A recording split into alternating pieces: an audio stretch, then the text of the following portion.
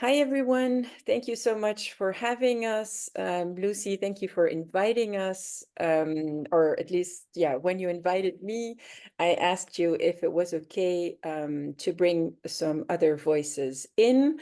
And especially when talking about the Global Fashioning Assembly, the whole idea is this multiplicity of voices. So I reached out to my colleagues, Richa, Sood, and Jennifer Whitty, who kindly accepted to co-present this with me.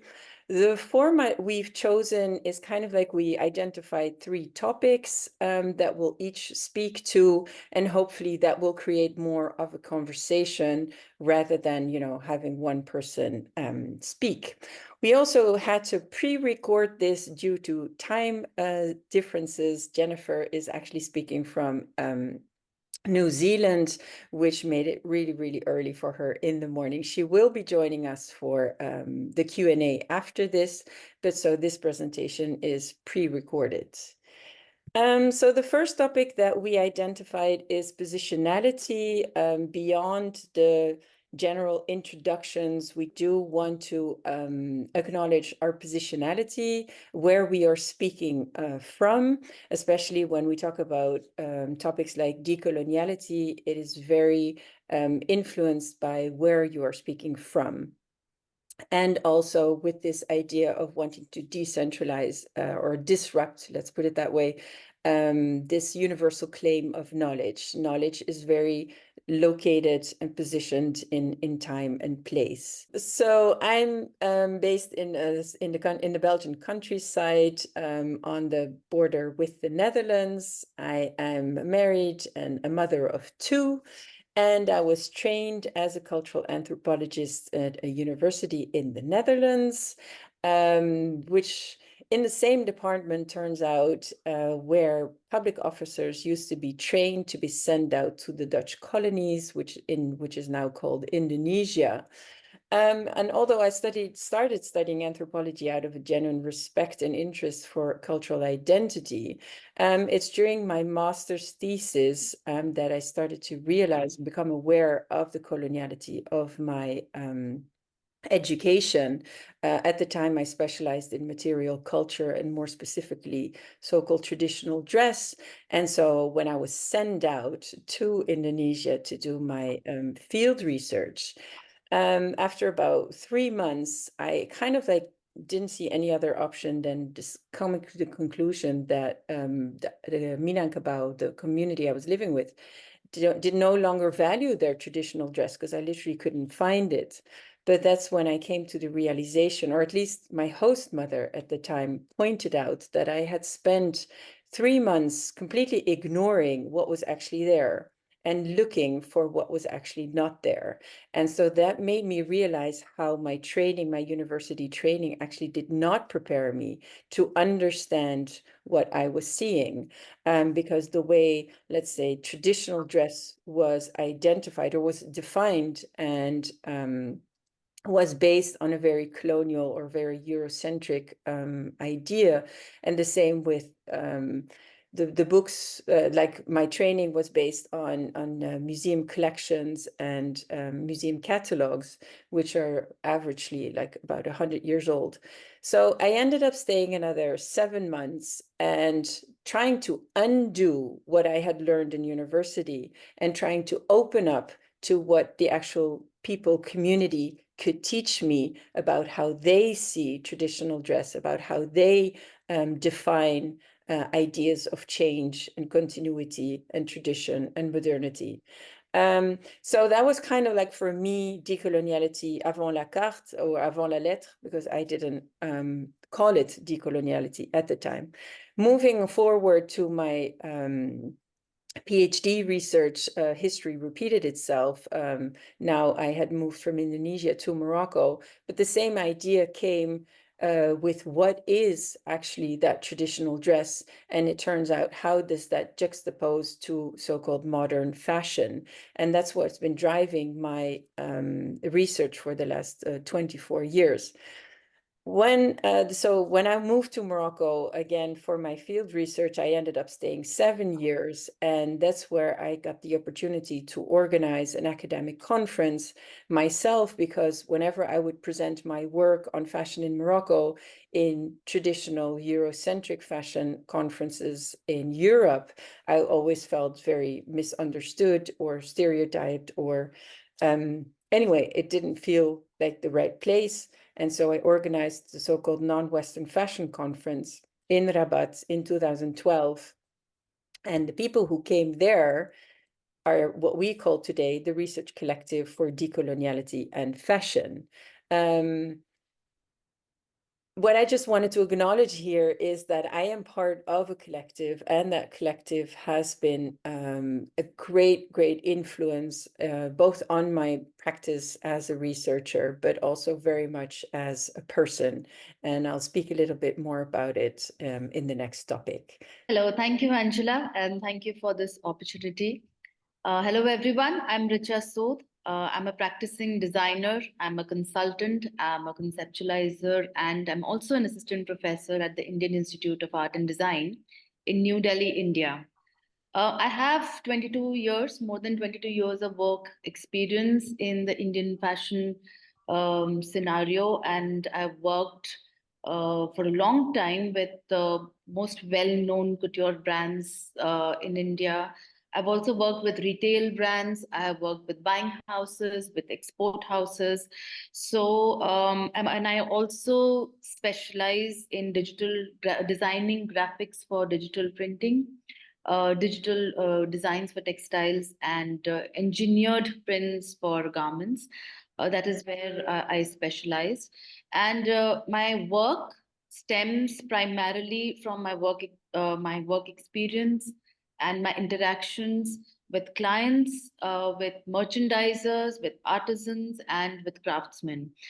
And throughout these 22 years, though I relentlessly worked, there was an increasing sort of sense of meaninglessness in design, and that started really saturating me. And so I left full-time work and I started doing design consultancy, because I also wanted to sort of work in various formats of design and not just stick to a couture brand. Because then one tends to get really stereotyped, and I was really missing the tactility of the projects that one can work on and really challenge your own skills. So as I progressed, I increasingly that sense of a broad sense of homogeneousness in design started to kind of irk me, and then I thought that I really need to dig deeper, and this is where I started, my journey in design academics. Um, Teaching has always been something that I've always been interested in since I did my master's in fashion from Nottingham University. And that is when interacting with young students, understanding their concepts of what a good design is, what is beautiful, what is not beautiful, what are the challenges. That is what started really intriguing me and sort of unpacking a lot of questions in my head. And because it was important to come out of those conversations that were based only on profit and sellability and less on the creative pursuit that fashion capacitates. In my current occupation, I aim to blend my experience in design practice with design pedagogy. I've also understood design pedagogy is no less than designing. And really bringing in very experiential classroom learning. I'm also a trained classical dancer, Odissi, and I'm also an aspiring artist. And yes, I'm currently on a journey to find a meaningful amalgamation of art forms through the medium of fashion. Thank you. Kia ora tatou. Greetings, everybody. Ko bini te manga. The Hill of Howth is my mountain. Ko muir Erin te awa. The Irish Sea is my water. And Whitty, or Jennifer, is my Whitty is my family name, and Jennifer is my name. Tenakoto, Tenakoto, Tenakoto, excuse me, Katoa. So what I'm trying to say there is what we call Pepiha. I'm living in Aotearoa, New Zealand for over a decade. I'm what you call, I suppose, a third culture person. I've lived in several different cultures over the course of my life. And I have the privilege of learning about a different type of relationality that puts humans at the lowest kind of ebb of the pecking order when we are introducing oneself. So I think that shift is something that will be exploring a bit more in what I'm talking about.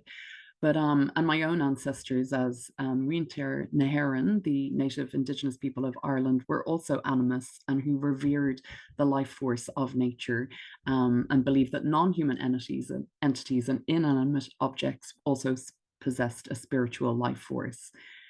So I'm a senior lecturer and adjunct research fellow and a sustainable systems educator, designer, academic, consultant, and activist. My work takes many, many different forms. So it can sometimes take the form of clothing, of garments. But I think there's a space for exploring what fashion can be. And that is something away from the lens of the very narrow lens of commerciality, of things that are for very transient periods of time, that are purely acquisition based, that are about more for less. And I think as responsible fashion academics or designers, we need to look at different ways of being and having fashion. Often that could be drawing from different spaces from the pluriverse. So I'm also very privileged to be on a scholarship in China, and I've been going there for over a decade and learning a lot about Indigenous Chinese sustainable practices. And my work, I hope, is looking at reimagining mindsets, models, systems for fashion, because I think that the root causes of many of these issues lie deep within our culture and our own perspectives and our worldviews. So I think sometimes that space of how we've isolated the role of a fashion designer has been quite problematic. And I think we need to look at an integration of not only theory and practice, but also fashion with alongside other disciplines, whether that be horticulture, agriculture, psychology, anthropology, history, and all of those things. You know, how can we break down those kind of disciplinary boundaries? So my work, I'm involved in various different organizations and clients. I've done some work with United Nations, Condé Nast, Future Learn.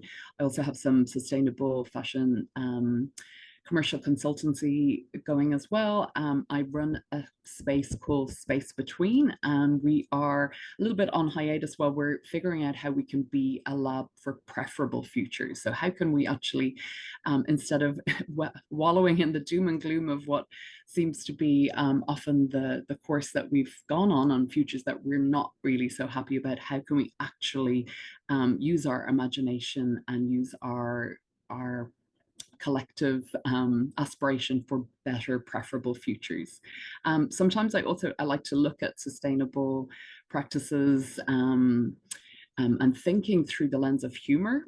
So this, What on Earth Are You Wearing was a speculative design walk that we did recently, or about a year ago, should I say. And so that really started to put us in a vision of the future that asked us to kind of question garments as a mediator between other living and non-living entities. Yeah, and for me, I was trained as a fashion designer in Ireland and London, or in Limerick and Dublin, and then I did some industry experience in various parts of the world, London, Paris, and New York, and then went back to do my master's in the Royal College of Art. And while I absolutely adore fashion, I find in many, many ways that that the cracks were starting to show.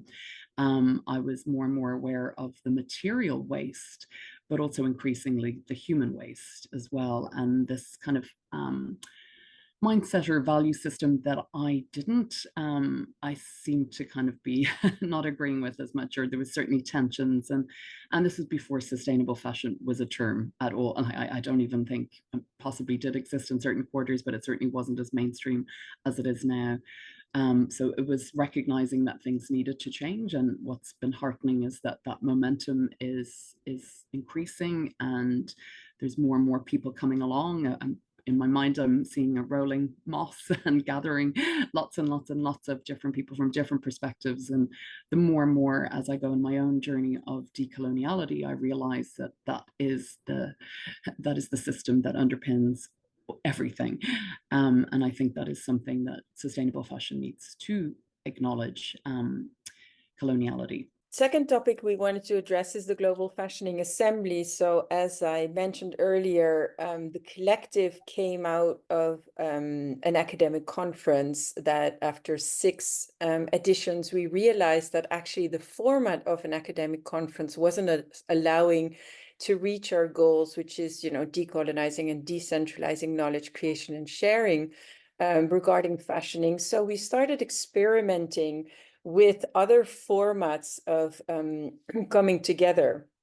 And so we didn't come up with the assembly, or we didn't invent the format of an assembly, but maybe what was the first time is to use it for coming together about knowledge creation and sharing regarding body fashioning. So the main difference with the academic conference is, so where individuals or communities go to a conference in a very specific geographical region, the fashioning assembly is actually passed on from one community to another. So that really, really empowers self-representation, self-determination, and self-governance. Also, challenges we encountered is who is going to be part of this. So we organized the first Global Fashioning Assembly in October 22, but it started about roughly 2 years before that to really start experimenting with how are we going to do that.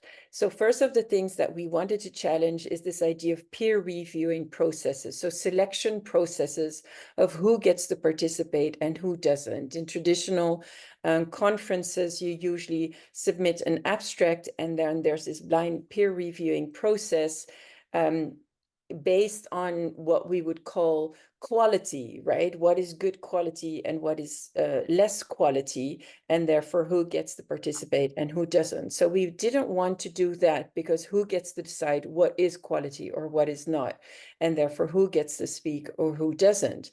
We started with a small group of people or of communities, and then through our respective networks started inviting other communities and other collectives. So it's really through a collective decision making we choose or invite other collectives. So for this first edition in October 22, we ended up with 10 collectives. So then how do you start? How do you go about putting on an event with 10 communities in very different parts of the world? So we started with monthly meetings, deciding on topics, deciding on language, deciding on programs, participants, formats. So each community decides on their own, again, participants, formats, structure, language. But yeah, we also, of course, then have to think of the overall organization. So, for example, budgeting became a challenge. So we collectively started applying for funding, although there is organically little groups of people who kind of like take the lead in that. But then how do you share, or how do you distribute that budget? So that was also collectively decided. For example, prices tend to be higher in the global north than in the global south. Does that then mean that more budget needs to go to the north? But then it was collectively decided that people in the global north have more access to resources, have more access to public funding. And then the second question is, why are there more resources in the global north than in the global south? So that is also that result of colonial history. So we decided that every hosting community so it was collectively decided that every community gets the same amount, the same budget. And so on and on, it's every time collectively decided whenever we meet a challenge. For example, language. Are we all going to speak in the same language? Of course, English, for the large majority of us, is not our first language. So we would just open that up. For example, especially Spanish speaking and Portuguese speaking communities have a very hard time expressing themselves in English. And therefore we had, for example, the Brazilian collective to fully do their hosting in Portuguese. Some parts were translated, some were not, but it's also a process of then being present where you don't actually understand the language. So for a lot of other communities, it was just a process of humbling that you're actually not concerned, that you don't have access to that knowledge. Another thing was time zones, very challenging to deal with the different time zones. So we ended up having 2 meetings per day, 1 a.m. and 1 p.m. Central Time, so that we could really accommodate this large difference of time zones. And then the meetings were recorded, and people would have access to the recordings of the meetings they couldn't access to. So those are just a few challenges that you come across when you try to organize an event that is so decentralized, that involves so many communities spread out in different parts of the world. So I can't address them all, but what I want to share is a little video clip that we made at the end of the assembly to give you an idea.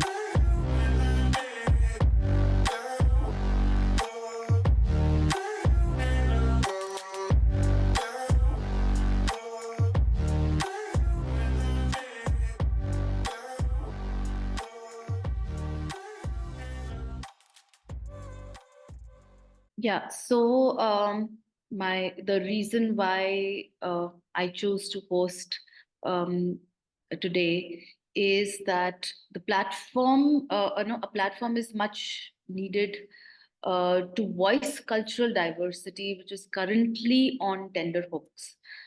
Fashion and clothing is almost like a billboard of belonging and an individual's positioning in the society. And its terrain is increasingly flattening as the regions are becoming increasingly global. So I'm in a space between two extremes. Uh, on one side is high fashion or celebrity fashion. On the other end, I'm also dealing with the institutional and academic format where students are taught what is fashion from a very modern lens. And I'm also interacting with artisans working on ground zero, an artisan who is skilled and is humble about it, who knows his material, he knows his tradition. And at the same time, the artisan is also processing the contemporary and trying to understand the market. And if I may say, is a living embodiment of an artist, entrepreneur, and an innovator. So, in an academic space of design, I feel it's very critical more than ever that young learners learn experientially by living and living with craft communities to learn from them, to learn that modern ideologies are not custodians of design or fashion, to witness how indigenous communities process the ecosystem to manifest their expressions that are essentially not meant for selling. Through my many interactions actually with Angela, and I'm so thankful to her, an open space like this assembly, I believe, can trace like these moments from global to local can be traced through live conversations and lived experiences and struggles, both academically as well as through design practice. And where text is not the only source of authentic knowledge, and differences become a reason to celebrate rather than differentiate. Thank you. This will be my first year being involved with the assembly. I attended last year, and or 2 years ago, and I was very impressed. But I'm going to be helping. I'm assisting Doris DuPont, who is leading the Aotearoa hosting. But I think it really aligns with a lot of my values, and I'm going to maybe just unpack some of the things that I find really worthwhile about doing this project, because I think in terms of its, first of all, its location, it's going to be in the Auckland Public Gallery. I think taking fashion away from these kind of sometimes shrines of commerce and sometimes there is a perception that fashion only exists on a catwalk or in a certain on a certain platform at a certain price point, and I think it's this kind of hierarchy, or it's taking decentralizing, but also kind of breaking down those barriers of entry, so it's more inclusive, there's more accessibility, and we're really, we're still in kind of in the works of developing this. But I think one of the things that Doris and I really share is putting the attention or the emphasis on the people that are coming into that space, and I mean every person, so that every person who is there we're hopefully empowering them to realize that they also have fashion knowledge, or they share in this conversation of whether that be expressing their identity, their creativity, their culture, their their values, their ideals. So there will be people that are, let's say, professional designers, craftspeople in different capacities sharing what they do, but there's also going to be a lot of a shift and interactive workshops and walks and exhibitions or different space where we actually gather information or gather, let's say we'll use a kind of scientific word, data, but actually look at people's clothes and give them kind of that love and share the care and the excitement. So I think hopefully we're going to bring a lot of joy and interactivity and fun and learning from each other. So fashion isn't going to be just on high, you know, that it's only designers hold fashion knowledge. That and I think these are all really important things for, I think, all of us as a society to re-engage in a relationality with fashion. So whether that be, you know, in some parts of the world, in the majority of the global north, we're not surrounded by centers of making anymore. We've become detached and disconnected with how fashion has eventuated from, you know, from the plant or the fiber or the extracted material right through to its end of life. So anything that can start to kind of build our capacity to care, to relearn, to re-engage, to create a space for that's outside of a mantra of buy more, that the only way to actually engage in fashion is through a lens of buying and disposing rapidly, I think is really exciting. And that's part, I think that's really part of this decolonial space, that we can decenter, lots of D's, but yeah, what are the ways that we can activate fashion, being, having, and caring? So we're proposing different walks around the city as well. There used to be a lot of historical sites of making, but I think also, as I mentioned, the speculative design walk as well, spaces to hopefully expand people's mindsets and imagination for what the role that fashion could play in their life. And the New Zealand Fashion Museum itself is really aligned in terms of that it doesn't have a fixed abode. It isn't in a fixed space. And it's all about developing social knowledge and encouraging discussion. And contrary to other kind of more institutionalized museums, the museum does not own the collection, but it borrows. And that kind of space for where we maybe explore alternative economies, that there are other ways of having fashion beyond just owning an individual item, that the majority just sit in our wardrobe. So can we grow a body of knowledge that we can share together and learn from each other? Aotearoa is an incredibly multicultural place as well, with a history of Indigenous population, but a lot of other cultures that are living here, and particularly within Auckland, which has got the highest population of Pacific Islanders, I think, globally. So it would be amazing to create space that also matches their tikanga, their protocol, that is somewhere that they feel comfortable sharing. And I think, yeah, that questioning of the format, I think this could be really exciting to even almost crowdsource ideas for different ways of being. Is there ways of activating fashion knowledge through embodiment practices, through learning from each other, sharing of how fashion can feel on one's body, on the physical body, but also that space that fashion occupies within our own, the psychological aspect that we bring to, how comfortable are we in our clothes? What are they saying about us? Could they express more? Can we learn from each other? And so much of that, I think, doesn't really translate to a catwalk, where there's such a short period of time where the models are, you know, coming out. The duration of a catwalk is so short and fleeting, and in many ways, I think, perpetuates this kind of shallow reading of fashion that is something, you know, that is a dopamine hit of kind of just an instantaneous reading or judgment, but it doesn't allow for the many other layers. And I hope that's something that we can explore with our Aotearoa hosting.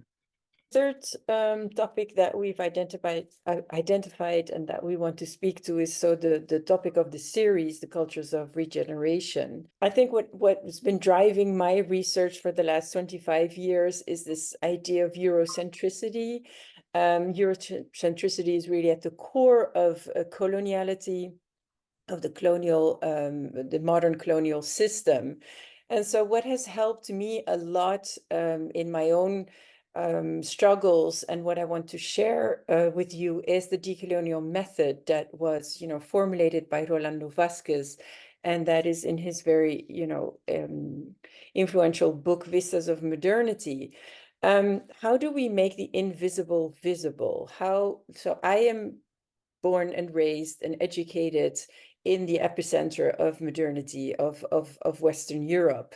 So how do I come aware of my Eurocentricity, and maybe more importantly, how can I disrupt it? So the decolonial method for me is really a set of tools to ask questions. So to shift the focus on answering questions or on formulating answers is much more sitting with the questions. So, for example, the question of modernity is, how have we come to define fashion? And how has that one way of defining fashion, how has that become universal reality? Why is there only one way of doing fashion? And if you're not doing it that way, then it's not the real fashion. So if I, from my end of the spectrum, or what we call on my side of the colonial difference, define fashion, how does that impact then people who define, or communities or spaces or places or times that define fashion differently? Yeah. When we see it from a Eurocentric perspective, what is on the opposite side of fashion is that so-called traditional dress. But that traditional dress, again, is defined from a Eurocentric perspective. And therefore, what are the impacts of the people then that don't have fashion according to this definition? So asking the question of, what do we consider the dominant framework? What do we consider the norm? Impacts other people who are not part of that norm, who are not within that norm. So it's really, again, focusing on the question and not so much on the answer. So it has made me realize how I am part of the system, right? What I consider reality or the truth impacts the people who have different realities or truth. So, and that causes erasure. So my practice as an academic is part of that. And so coming up with alternative spaces, what we call decolonial spaces, is, from my positionality, about humbling. It's about disrupting or undoing that claim to universality, and making space for other realities, making space for other ways of being. So it's moving away from that idea of extraction. When, again, we bring it in the realm of fashion, we often think or often claim that we go to other places in the world to get inspiration. But actually what we do is we take, and from our side of that spectrum, is how can we then benefit from it? But we don't ask the question of, what is the impact of that so-called inspiration that we take away from other places? So again, from from the epicenter of modernity thinking, for me, it's very much about humbling. It's about making space for other ways of being and seeing the world, and of, again, listening. Because I can only learn about myself in relation to other ways of being. So again, yeah, the decolonial method has helped me a lot in making the invisible visible. The system I am part of, to make that visible, and therefore to be able to disrupt that. So I would really like to start this conversation from where I started really feeling the emptiness in design and the practice that I was doing in the industry. And that really took me back into a journey to my own land. I belong from Maharashtra in India. It's towards where the Western Ghats are. And that is where my journey took me back there. And when I visited the Ajanta Ellora caves and the wall paintings of that place.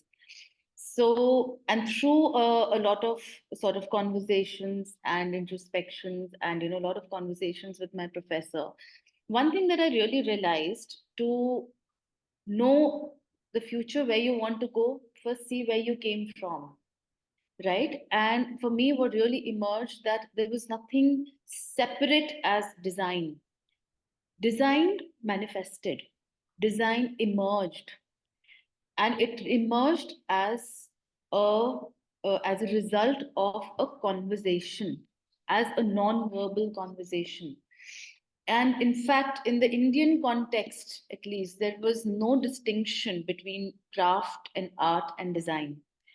You see, man acknowledged the how fragile your life is. So everything that was made within any community was rooted in a strong sense of connectedness. Man really needed that sense of connectedness and protection, and hence there was a surrender to nature and the primordial source of life itself. You see, rivers that keep the civilizations alive, crops that give you food, animals that help you harvest and also provide food, were worshipped and with gratitude. And all these beliefs, they manifested into motifs, into forms, into what we call today as design. So there was the underlying sort of factor was surrender and celebration of nature, and this was reflected across all forms. The visual manifestation was not defined as design or designing. It was a layered and a sort of reciprocal manifestation. If you see in the images that you see here, the first one is an ideal of a lady, and that's not just any lady. It is the goddess river. It is the river Ganga, and she holds a vessel which we call as kalash. Kalash is an auspicious vessel. It is also considered as the container of abundance. There are a lot of mythological stories that are connected with the kalash. It is also a very, very sort of a pure form. We always keep a kalash when we start something new. It is also something which is blessed by the divine. And hence, in the visuals, if you see, the Ganga is carrying the kalash, the vessel in her hand, which is an embodiment of water. Water is something extremely essential. If you see the way the ideal is dressed, there is a purpose to the dressing. There is a purpose to that drape. She's wet. She's coming out of water. She holds the water bodies of the world, and she's riding on an alligator. So someone who has, sort of is also riding on the maximum challenges that you can have, while residing next to water. So she comes with a bounty full of blessings. If you see, the same kalash is seen in the next picture, which is the base of a pillar of a temple in Ellora caves. So the entire temple, the entire pillar is standing, is coming, is emerging from the kalash, is emerging from abundance, is emerging from gratitude and thankfulness. And that's the reason the kalash is also heavily ornated and ornamented, which is also a sign of wealth. Interestingly, in the third image, if you see, that is a textile which is called the Paithani sari, which is woven in Paithan in Maharashtra. This sari also has the same pillar with a kalash on its base. So if you see the manifestations, they run across art forms. You see, this is a sari, and this is worn on a in a padar. The padar is the part of the drape which is sort of falling out, and which is sort of the maximum ornamentation is done on the other part of the drape. So what I'm really trying to say is that every manifestation through design was tightly held by the context, the message, or the story, or the value system, or if I may say, the emotive subconscious expression that it held. The material that the environment or the nature provided. and nurtured, that was nurtured in that geographical area. The process and the technique. See, when man started exploring material and extraction and manipulation to create a process to mold the material to suit the purpose and the communication and the function, the skills, it also required a certain skill, it required a certain readiness of mind and body to sustain that process and to sort of integrate with the same process. You see, there is a saying among, when I work with artisans, there is a saying that when you take care of that craft take cares of you. And also the utility, see, in terms of use, in terms of optimizing, and also for the purpose of trade. But the purpose cannot solely be only trade.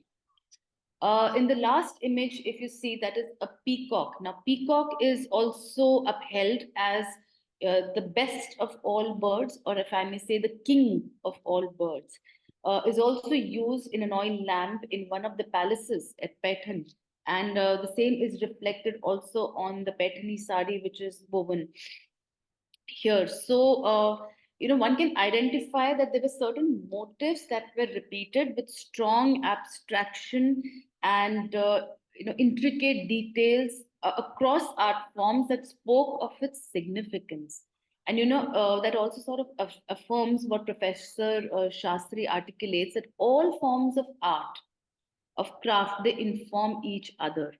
And in my position, from where I am, my approach to a decolonial method would be really coming from going back to my roots and taking pride in what my land has to offer, to really open up and go and probably visit and stay in those places, because this is extremely critical in today's date as to how art and design can reconnect with your emotive self, can reconnect to the land. And interestingly, on my visit to Kazakhstan at the Responsible Fashion series, I saw a very similar approach of making and crafting in Kazakhstan. The intricacy of workmanship that spoke of its ownership of the process and planning and functionality, which is deeply informed by material knowledge. You see, with a strong narrative. So if you see these images, there are these spiral motifs that you see across the tents, the water bottles that was made out of leather, the textile covers, and the quilted textiles, as well as the cap which is worn on the head. And these motifs, the circular motifs, are the horns of the sheep. So over there, the more number of sheep you had, that was a sign of abundance. The central motive is that of a spear, which was for protection and to protect you from, say, evil spirits, or if I may say, the evil energies. So there was a certain side, sort of a wisdom and a belief that was held by the community, and that was further held by these motifs through design across art forms. So wisdom prevailed that the narrative will sustain, and from their emergence emerges a significance of detailing through motifing that govern the context of design in textiles and objects. Now similarly, the traditional, if you see the Kazakh tents, Shamkund, and the mausoleum of Taraz, they were an abode of these motifs with these symbolic meanings. Now if you imagine you enter a space which has these motifs that are absolutely engulfing, and the presence of these motifs and the spaces and artifacts together reinforce a subconscious conversation of community, of continuity, of belonging, of safety, and of comfort. Now, further emphasizing on this sanctity, I was visiting a craft cluster in Kutch, where we were documenting the motifs of batik printing in Kutch, in Gujarat, in India, where I met an artisan, Anwar Hussain. He is a batik print artisan from India. He is the third generation of who's doing batik printing. And in my conversations with him, something revealed to me where he said that and he is an artisan who is innovating in craft. So he's experimenting with colors. He's experimenting with batik as a technique, where batik is a technique that goes from light to dark, and he's experimenting and innovating a technique that goes from dark to light. So, since he was experimenting, I had a question for him, to which he answered that in craft innovation, one can't muddle with motives because it is rooted in the identity of the land and its people. Motifing is something that makes artifacts unique and the stories to survive through disruptions. So when we're talking about, we've been through a long period of colonization, disruptions, war, but these motifs, they survive. These motifs are somewhere where, people want to preserve them. They're recreating. Museums are sort of, preserving them as a documentation of the past where there is no written text. So the motifing was one aspect that came out very loudly for me as to what aspect of design can hold continuity. So, in India, what really happened was when you come to colonization, I'll just really put it in a very short way. So, in India, a fresh cloth out of the loom was a ready to wear garment. It was a symbol of the undivided universe. So, and the sari, that was the first sari that is woven out of the loom, it was often given as an offering to the divine. So, whatever that is created, it is not consumed, it is first given. It is first either given as an offering to the divine or to the underprivileged. So, you always give when you make something. Owing to the climate of this land, a sari was never worn with a blouse or with a petticoat. We are a tropical climate, we are farmers. There is a need for ventilation, there is a need for the body to sweat, there is a need for insulation, there is a need to work in the fields, there is a need to sit on the ground while you eat. So the drapes, the forms, fashion revolve around these needs, not around trends. Now, in fact, blouses and petticoats with sari were introduced during the colonial regime in India. So the blouse was introduced by Jananandana Devi, wife of the first Indian to join the Indian civil service under the British rule, and because she was refused entry to the club under the British Raj. So you see standardization, regimentation, uniformity, they came in strongly to identify groups that did not comply with the colonial rulers, and control also becomes easier. In fact, in the advent of industrialization and, the production capacity, the soul of, handmade and regionality sort of became very brittle and inconsistent with time and, maybe irrelevant. Industrialization, on the other hand, brought in three shifts in design among multiple parameters, of course. The first being minimalism versus storytelling. Second was removing details to decrease cost versus motifing. And the last one being large scale consumption versus community, resulting in wiping out of regional typicalities and thus blurring the context and the belonging in design. You see, when the belonging fades, one is compelled to embrace the present. In the age of this machine made, the soul of handmade became so inconsistent vis-a-vis the uniformity that was given by the machine, and with time, irrelevant for the mass consumption.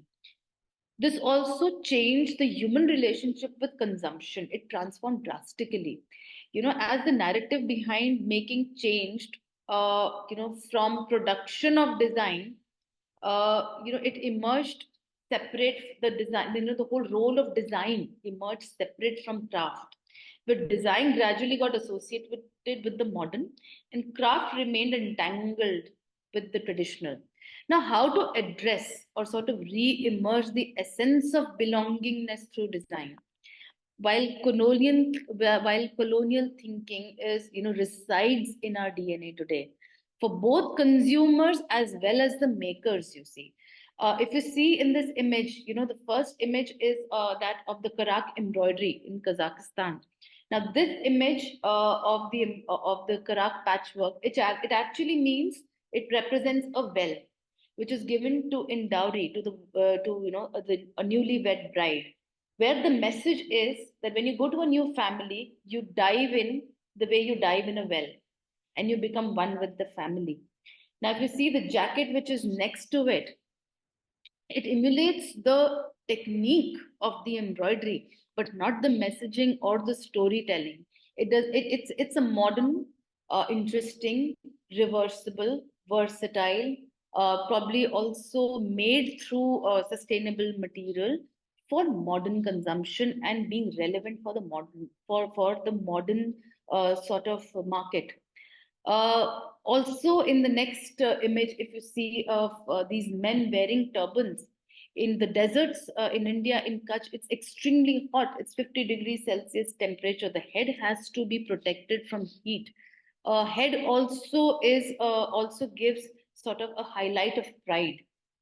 There are different types of turbans in a community, but the application of this turban is actually used on a ram to create some sort of a sensation. This is not about being wrong and right. This is about really showing that how even designers who belong to different regionalities, they are using tradition to create uniqueness, to provide sellability, but not necessarily a new meaning. So very interestingly, if you can really identify where does this belong, where do these two garments belong, the challenge is not the innovation or the technique or the material. The challenge is to find the emotional durability, the meaning in making. How do we embrace indigenous knowledge to recontextualize design that may unfold a new definition of contemporary, that is inclusive, that celebrates diversity and restores regional pride, you see. So I would like to quote David Abraham from The Voice of Fashion, that clothing has always been a signifier of class and social divides, but fashion can enable democracy and may retailer the narrative. I would like the viewers to really imagine a world for a minute without a sari. I'm sure you can. Now envision a world without a shirt. Is it possible? I leave you with the thought to conclude by reading a quote by Martan Singh, who was interviewed for the Master Weavers Marg magazine, volume 35, in September of 1983. And he says, "We face in this generation a cultural crisis of confidence. Mediocrity flourishes and becomes in itself the aspiration. We are moving from an era of patronage to a confused state of sponsorship. The former, even if whimsical, is clear. The latter is anonymous and statistical. I believe, however, that in another generation, once we have become comfortable with our own cultural patterns and equally with the cultural patterns of the world around us, some balance will be achieved, and the kurta or shirt, chudidar or jeans, sari or a skirt will have equal status. Thank you. I'd like to talk a little bit about regenerative design and what that potentially could mean, the possibilities it holds for us, my own interpretation of it. And yeah, I hope we maybe can have some questions about it later on as well. But I think as a term, design itself is arguably, a new or a relatively young discipline, and it's certainly at quite a juncture. And fashion itself has often been regarded as the handmaid of capitalism. So we can see that it has been very much linked with the rise of modularization, of standardization, of mass production, of industrialization. So the modernist Western industrial logic is very, very present in what has become our kind of contemporary fashion system. But and we are trying to do maybe less bad through sustainable design, which, I refer to, maybe that also needs to look deeper. But I think regenerative offers different possibilities. So sustainable still kind of suggests a status quo to sustain something. It seems in many ways that it is not as cognizant of the realities of our living systems, of our entire ecosystems that are constantly in cycles of regeneration, of reciprocity, of constant interaction and interconnectivity. And I think that I would pose to you that potentially sustainable design itself is not as fluid and not as dynamic a tool to help us to really combat and really address some of the potential of the issues of our time, of our hyper connected, really there is a lot going on from all angles, and design can play a part. You might hear that kind of adage of we could be part of the problem or part of the solution.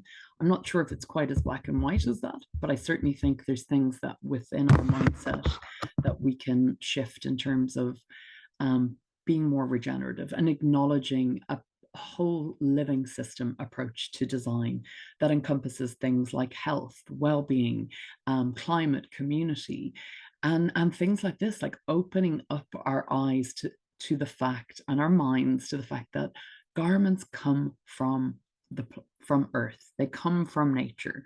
We tend to separate and segregate the human and non-human world, and I think that is allowing us to drive more and more reckless activity, whether that be production or consumption, and our waste. So if we start to think with a more systems view, which is what regenerative design kind of demands of us, we're thinking far, far, far more expansively.